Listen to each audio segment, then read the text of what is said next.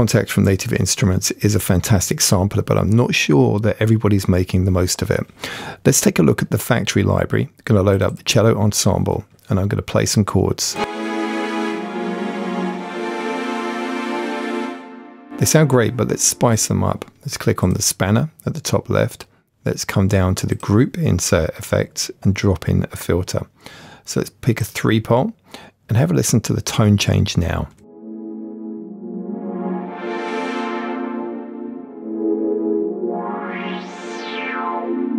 So we want to do that automatically. Instead of moving the mouse, we're going to run over here, drop down the mod and add a modulator. So we're going to do envelopes. Now underneath there's a modulation row. You can see the new modulation envelope has been applied here.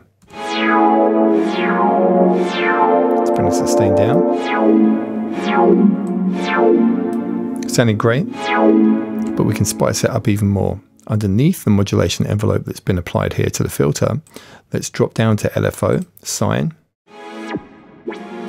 adjust the amount, and let's change the speed. Can you see underneath now we've got this? We can drop it down to a grid division.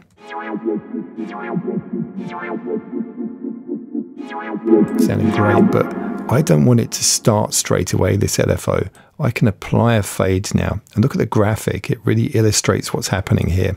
You go from no LFO gradually into the LFO and then to the max modulation, and you'll see over here the movement will occur rhythmically.